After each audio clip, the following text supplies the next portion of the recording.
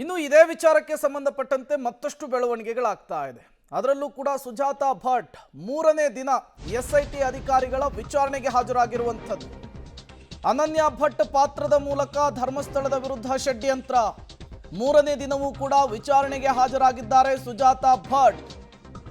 ಸುಜಾತಾ ಭಟ್ ಇವತ್ತೇ ಅರೆಸ್ಟ್ ಆಗುವಂತಹ ಚಾನ್ಸಸ್ ಇದೆ ಅನ್ನೋದು ಗೊತ್ತಾಗ್ತಾ ಇದೆ. ಇವತ್ತು ಸಂಜೆಯೊಳಗೆ ಸುಜಾತಾ ಭಟ್ ವಿಚಾರಣೆ ಪೂರ್ಣ.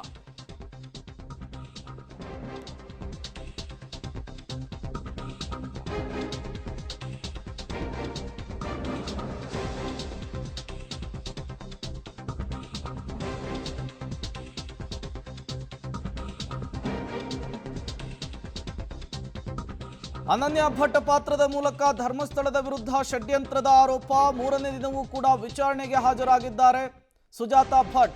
ಈ ಪ್ರಕರಣದಲ್ಲಿ ದೂರುದಾರನೇ ಇವರು. ಸುಜಾತಾ ಭಟ್ ಇವತ್ತೇ ಅರೆಸ್ಟ್ ಆಗುವಂತಹ ಸಾಧ್ಯತೆ ಹೆಚ್ಚಿದೆ. ಎಸ್ಐಟಿ ಮೂಲಗಳಿಂದ ಮಾಹಿತಿ ಸಿಗ್ತಾ ಇದೆ.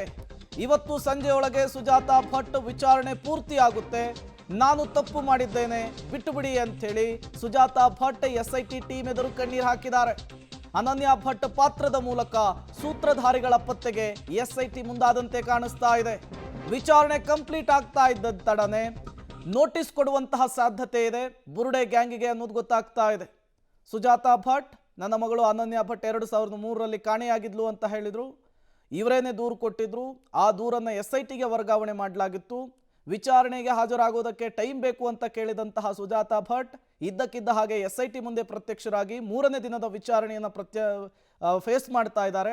ಈ ಸಂದರ್ಭದಲ್ಲಿ ಅವರನ್ನು ಯಾವುದೇ ಕ್ಷಣದಲ್ಲಿ ಬೇಕಾದರೂ ಕೂಡ ಅರೆಸ್ಟ್ ತೋರಿಸುವಂತಹ ಸಾಧ್ಯತೆ ಇದೆ. ಇವರ ಬೆನ್ನು ಹಿಂದಿದ್ದವರಿಗೆ ನೋಟಿಸನ್ನು ಕೊಟ್ಟು ಅವರನ್ನು ಕೂಡ ವಿಚಾರಣೆ ಮಾಡುವುದಕ್ಕೆ ಎಸ್ಐಟಿ ಟೀಮ್ ರೆಡಿ ಆಗಿದೆ ಅನ್ನೋದು ಗೊತ್ತಾಗ್ತಾ ಇದೆ. ಈ ಮೂಲಕ ಅನನ್ಯ ಭಟ್ ಪ್ರಕರಣದಲ್ಲಿ ಎಸ್ಐಟಿ ಇನ್ವೆಸ್ಟಿಗೇಷನ್ ಮತ್ತಷ್ಟು ಇನ್ ಡೆಪ್ತ್ ಆಗಿ ಹೋಗ್ತಾ ಇರುವಂಥದ್ದು. ಮತ್ತಷ್ಟು ಡೀಟೇಲ್ಸ್ ಅನ್ನು ಕೊಡ್ತಾರೆ ಸುಖೇಶ್, ನೇರ ಸಂಪರ್ಕದಲ್ಲಿ ಜಾಯಿನ್ ಆಗಿದ್ದಾರೆ. ಸುಖೇಶ್, ಒಂದು ಕಡೆ ನನಗೆ ಸಮಯಾವಕಾಶ ಬೇಕು ಅಂತ ಕೇಳಿದಂತಹ ಸುಜಾತಾ ಭಟ್ ಇದ್ದಕ್ಕಿದ್ದ ಹಾಗೆ ಎಸ್ಐಟಿ ಮುಂದೆ ಪ್ರತ್ಯಕ್ಷರಾಗ್ತಾರೆ.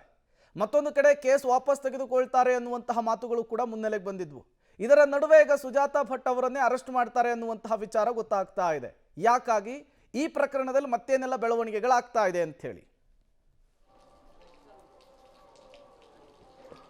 ಪ್ರೇಮ್, ಬಹುತೇಕ ಬಂಧಿಸುವ ಸಾಧ್ಯತೆ ಇದೆ ಅನ್ನುವಂಥದ್ದು ಆಗ್ತಿರುವಂಥ ಚರ್ಚೆ. ಕಾರಣ ಏನು ಅಂತಂದ್ರೆ ಈಗಾಗಲೇ ಮೂರನೇ ದಿನದ ವಿಚಾರಣೆಯವರು ಎದುರಿಸ್ತಾ ಇದ್ದಾರೆ. ಹೊಸ್ತು ಏನನ್ನು ಅವ್ರು ಹೇಳ್ತಾ ಇರಲ್ಲ, ಅವ್ರದ್ದೇ ಆದ ಒಂದು ಫ್ರೇಮ್ ಒಳಗಡೆ ಅವರು ಮಾತಾಡ್ತಾ ಇದ್ದಾರೆ. ಜೊತೆಗೆ ಅದರಲ್ಲೂ ಸಾಕಷ್ಟು ಕನ್ಫ್ಯೂಷನ್ಸ್ ಇದೆ ಅನ್ನುವಂಥದ್ದು. ಆದರೆ ಪ್ರಮುಖವಾಗಿ ಅವರು ಕೊಟ್ಟಂಥ ದೂರು ಎಸ್ಐಟಿಗೆ ವರ್ಗಾವಣೆ ಆಗಿತ್ತು. ವರ್ಗಾವಣೆ ಆಗಿದ್ದ ಕೇಸಿನ ಪ್ರಕಾರ ಅವರು ಹೇಳ್ತಿರುವಂಥ ಹೇಳಿಕೆಯೇ ಸುಳ್ಳು. ಅವರು ಇಡೀ ತನಿಖೆಯನ್ನು ದಿಕ್ಕು ತಪ್ಪಿಸುವ ಅಥವಾ ಪೊಲೀಸರನ್ನ ದಿಕ್ಕು ತಪ್ಪಿಸುವ ನಿಟ್ಟಿನಲ್ಲಿ ದೂರು ಕೊಟ್ರ ಅನ್ನುವಂಥ ಪ್ರಶ್ನೆ ಇದ್ದಿದೆ. ಹಾಗಾಗಿ ಅವ್ರನ್ನ ಅಧಿಕೃತವಾಗಿ ಹೆಚ್ಚಿನ ವಿಚಾರಣೆ ಮಾಡಬೇಕು ಅನ್ನೋ ಕಾರಣಕ್ಕಾಗಿ ಅವ್ರನ್ನ ವಶಕ್ಕೆ ಪಡಿಬಹುದು ಅಥವಾ ಬಂಧಿಸಬಹುದು ಅನ್ನುವಂಥದ್ದು ಈಗ ಇರುವಂಥ ಸದ್ಯಕ್ಕೆ ನಡೀತಿರುವಂಥ ಚರ್ಚೆ. ಹಾಗಾಗಿ ಎಲ್ಲೋ ಒಂದು ಕಡೆ ಇವತ್ತು ಸಂಜೆಯ ವಿಚಾರಣೆ ಮುಗಿದ ನಂತರದಲ್ಲಿ ಇವತ್ತು ಕೂಡ ಅವರಿಂದ ವಿಶೇಷವಾಗಿ ಬೇರೆ ಏನು ವಿಚಾರಗಳು ಬರದೇ ಇದ್ರೆ ಅದೇ ವಿಚಾರನ ತಿರುಗು ಮುರುಗು ಮಾಡಿ ಗಳಿಗೆಗೊಂದು ಹೇಳಿಕೆಗಳನ್ನ ಕೊಡ್ತಾ ಇದ್ರೆ ಇದ್ರ ಮಧ್ಯೆಯಲ್ಲಿ ದೂರು ಕೊಟ್ಟಿದ್ದು ಯಾಕೆ ಅಂದಾಗ ಅದರಲ್ಲೂ ಕೂಡ ಎಲ್ಲೋ ಒಂದು ಕಡೆ ನಾವು ಬೇರೆ ವಿಚಾರವನ್ನು, ಆಸ್ತಿಯ ವಿಚಾರವನ್ನು ಮುನ್ನೆಲೆಗೆ ತಂದುಕೊಂಡು ದೂರನ್ನ ಬೇಕಾದ್ರೆ ವಾಪಸ್ ಪಡಿತೀನಿ, ನನಗೆ ಆಸ್ತಿ ವಿಚಾರದಲ್ಲಿ ನ್ಯಾಯ ಕೊಡಿಸಿ ಅನ್ನುವಂಥದ್ದು. ಹಾಗಾದ್ರೆ ಇವರು ಸುಳ್ಳು ದೂರುದಾರರ ಅನ್ನುವಂಥ ಪ್ರಶ್ನೆಯನ್ನು ಹುಟ್ಟಾಕುತ್ತೆ. ಇವರು ಸುಳ್ಳು ದೂರನ್ನ ಕೊಟ್ಟಿದ್ದಾರೆ ಅನ್ನುವಂಥದ್ದೇ ಖಚಿತ ಆಗ್ತಾ ಹೋದ್ರೆ ಅವ್ರನ್ನ ಹೆಚ್ಚಿನ ವಿಚಾರಣೆಗಳು ಯಾವ ಕಾರಣಕ್ಕಾಗಿ ಸುಳ್ಳು ದೂರಿಗಾಗಿ ಬಂದ್ರೆ ಮಧ್ಯದಲ್ಲಿ ಇದೊಂದೇ ಕಾರಣನ ಬೇರೆ ಯಾರು ಇದ್ರ ಅನ್ನುವಂಥ ಹೆಚ್ಚಿನ ವಿಚಾರಣೆ ಕಾರಣಕ್ಕಾಗಿ ಅವರನ್ನ ವಶಕ್ಕೆ ಪಡಿಬೇಕಂತ ಅನಿವಾರ್ಯತೆ ಎಸ್ಐಟಿಗೆ ಸೃಷ್ಟಿಯಾಗುವ ಸಾಧ್ಯತೆ ಇದೆ. ಪ್ರೇಮ್, ಸುಖೇಶ್, ಮೊದಲು ಚಿನ್ನಯ್ಯ ಧರ್ಮಸ್ಥಳದ ವಿಚಾರದಲ್ಲಿ ದೂರು ಕೊಡ್ತಾನೆ. ಈಗ ಆತನನ್ನು ಅರೆಸ್ಟ್ ಮಾಡಿ ವಿಚಾರಣೆಗೊಳಪಡಿಸಿದ್ದಾರೆ ಎಸ್ಐಟಿ ಟೀಮ್. ಸುಜಾತಾ ಭಟ್ ಕೂಡ ಇದೇ ರೀತಿ ದೂರನ್ನು ಕೊಟ್ಟಿದ್ರು. ಈಗೂ ಕೂಡ ಅವರನ್ನು ಅರೆಸ್ಟ್ ಮಾಡುವಂತಹ ಚಾನ್ಸಸ್ ಇದೆ. ಅಂದರೆ ಈ ಎಲ್ಲ ಬೆಳವಣಿಗೆಗಳು ಕೂಡ ಈ ಇಬ್ಬರೂ ಹಿಂದಿರುವಂತಹ ಸೂತ್ರಧಾರಿಗಳಿಗೆ ಅಥವಾ ಬುರುಡೆ ಗ್ಯಾಂಗ್ಗೆ ಮತ್ತಷ್ಟು ಸಂಕಷ್ಟವನ್ನು ಜಾಸ್ತಿ ಮಾಡ್ತಾ ಇದೆಯಾ ಅಂಥೇಳಿ? ಖಂಡಿತ ಹೌದು. ಯಾಕಂದ್ರೆ ಸಹಜವಾಗಿ ಅವರಿಗೆ ಅದು ಸಂಕಷ್ಟವಾಗಿ ಎದುರಾಗಿ ಆಗುತ್ತೆ. ಯಾಕಂದ್ರೆ ಈ ರೀತಿ ದೂರನ್ನು ಕೊಡುವಂಥದ್ದು, ದೂರು ಕೊಟ್ಟ ನಂತರ ಸಾಕ್ಷಿಯ ರೀತಿಯಲ್ಲಿ ಬರುವಂಥದ್ದು, ಆದರೆ ಸಾಕ್ಷಿ ಅಲ್ಲ ಇವರು ಆರೋಪಿಗಳನ್ನುವಂಥ ರೀತಿಯಲ್ಲಿ ಇವರೇ ತನಿಖೆಯನ್ನು ಎದುರಿಸುವಂಥ ಪರಿಸ್ಥಿತಿಗೆ ಬರುವಂಥದ್ದು ಇದು ಇಬ್ಬರ ವಿಚಾರದಲ್ಲೂ ಕೂಡ ಆಗಿರೋದ್ರಿಂದ ಸಹಜವಾಗಿ ಇದು ಸಾಕಷ್ಟು ಅನುಮಾನಗಳನ್ನು ಮೂಡಿಸುತ್ತೆ. ಮತ್ತು ಹಿಂದೆ ಇರುವಂಥದ್ದು ಅಥವಾ ಇವರಿಗೆ ಬೆಂಬಲ ಕೊಟ್ಟಂಥವ್ರು ಅವರೇ ಸೂತ್ರಧಾರಗಳಾಗಿದ್ರು, ಇವರೇ ಪಾತ್ರಧಾರಿಗಳಾಗಿದ್ರು ಅನ್ನುವಂಥದ್ದು ಕೂಡ ಅನುಮಾನ ಮೂಡಿಸೋಕ್ಕೆ ಕಾರಣ ಆಗುತ್ತೆ. ಹಾಗಾಗಿ ತನಿಖೆಯ ಭಾಗವಾಗಿ ಎಲ್ಲ ಒಂದು ಕಡೆ ಎಲ್ಲ ತನಿಖೆಯನ್ನು ನಡೆಸುವಂಥ ಸಂದರ್ಭದಲ್ಲಿ, ವಿಚಾರಣೆ ಮಾಡುವಂಥ ಸಂದರ್ಭದಲ್ಲಿ ಇವರಿಗೆ ಒಂದು ಕ್ಲಾರಿಟಿ ಇಲ್ಲ ಅನ್ನುವಂಥದ್ದು ಗೊತ್ತಾಗ್ತಾ ಇದೆ, ಅಥವಾ ಇವರು ಬಂದಂಥ ವೇಗಕ್ಕೂ ಈಗ ಅವ್ರು ಕೊಡ್ತಾ ಇರುವಂಥ ಪ್ರತಿಕ್ರಿಯೆಗೂ ಸಂಬಂಧ ಇಲ್ಲ, ಮತ್ತು ಇವ್ರು ಯಾರ್ದೋ ಸೂತ್ರಧಾರಿಯಾಗಿ ಬಂದಿದ್ರಾ, ಇನ್ಯಾರೋ ಸೂತ್ರಧಾರಿ ಇದ್ದಾರೆ ಇವರು ಪಾತ್ರಧಾರಿಯಾಗಿ ಬಂದಿದ್ರಾ ಅನ್ನುವಂಥ ಸಹಜ ಪ್ರಶ್ನೆಯನ್ನು ಇದು ಹುಟ್ಟಾಕುತ್ತೆ. ಹಾಗಾಗಿ ಅವ್ರನ್ನ ಈಗ ಹೆಚ್ಚಿನ ವಿಚಾರಣೆಗೆ ವಶಕ್ಕೆ ಪಡೆದು ಯಾವ ಕಾರಣಕ್ಕಾಗಿ ಬಂದ್ರಿ ಅನ್ನುವಂಥದ್ದು, ಯಾಕಂದರೆ ಯಾವ ಕಾರಣಕ್ಕಾಗಿ ಬಂದ್ರಿ ಅಂತ ಈ ಹಂತದಲ್ಲಿ ಕೇಳಲಿಕ್ಕೆ ಆಗದೇ ಇರೋದ್ರಿಂದ ಅವ್ರನ್ನ ವಶಕ್ಕೆ ಪಡೆಯಬೇಕಾದಂಥ ಅನಿವಾರ್ಯತೆ ಸೃಷ್ಟಿಯಾದಂತೆ ಕಾಣಿಸ್ತಾ ಇದೆ. ಪ್ರೇಮ್. ಓಕೆ ಸುಕೇಶ್, ಹಾಗೆ ಸಂಪರ್ಕದಲ್ಲಿರಿ, ಮತ್ತಷ್ಟು ಡೀಟೇಲ್ಸ್ ನಿಮ್ಮಿಂದ ಪಡಿತಾ ಹೋಗ್ತೀನಿ. ಇದೇ ವಿಚಾರಕ್ಕೆ ಸಂಬಂಧಪಟ್ಟಂತೆ ಮತ್ತಷ್ಟು ಅಪ್ಡೇಟ್ಸ್ ಕೂಡ ಲಭ್ಯವಾಗ್ತಾ ಇದೆ. ಇಬ್ಬರೂ ಕೂಡ ಈ ಪ್ರಕರಣದಲ್ಲಿ ಪಾತ್ರಧಾರಿಗಳು, ಸೂತ್ರಧಾರಿಗಳು. ಹಾಗಾದ್ರೆ ಯಾರು? SIT ವಿಚಾರಣೆ ವೇಳೆ ಸುಜಾತಾ ಭಟ್ ಒಂದೊಂದು ರೀತಿಯ ಹೇಳಿಕೆಯನ್ನು ಕೊಡ್ತಾ ಇದ್ದಾರೆ.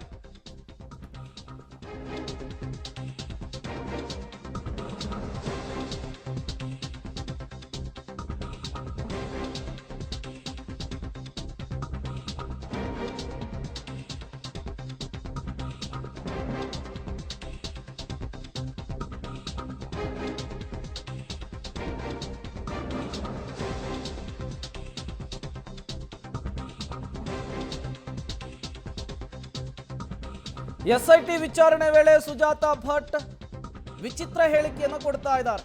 ಸುಜಾತಾ ಭಟ್ ವಿಚಾರಣೆ ವೇಳೆ SITನೇ ಗೊಂದಲಕ್ಕೀಡಾಗ್ತಾ ಇದೆ.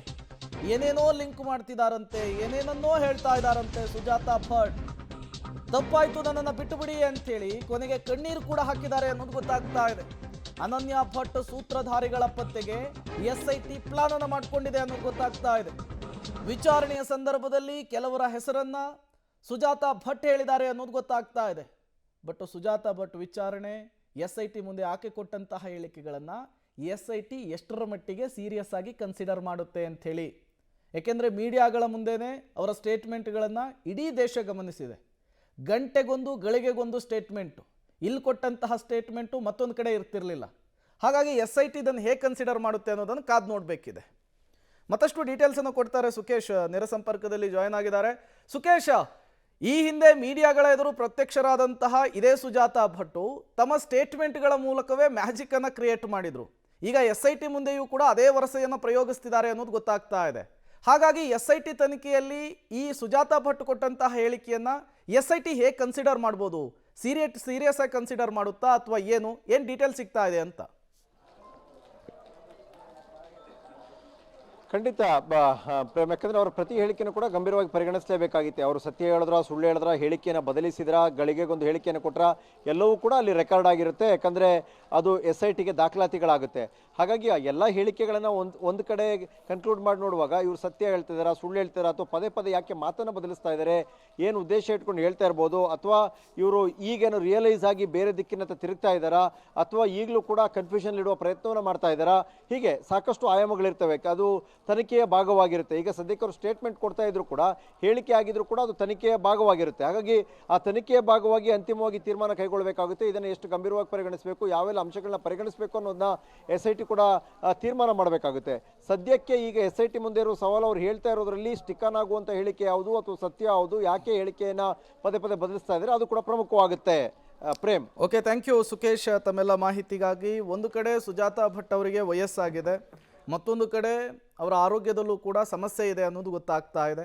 ಇಂತಹ ಸಂದರ್ಭದಲ್ಲಿ ಅವರ ಹೇಳಿಕೆಯನ್ನು SIT ಹೇಗೆ ಕನ್ಸಿಡರ್ ಮಾಡುತ್ತೆ, ಅವರ ಹೇಳಿಕೆಯನ್ನು ಆಧರಿಸಿ ಅನನ್ಯ ಭಟ್ ಪ್ರಕರಣದಲ್ಲಿ SIT ಹೇಗೆ ಮುಂದೆ ಸಾಗುತ್ತೆ, ಮತ್ತೆ ಯಾರ್ಯಾರಿಗೆ ನೋಟಿಸ್ ಕೊಡುತ್ತೆ ಅನ್ನೋದನ್ನು ಕಾದು ನೋಡಬೇಕಿದೆ.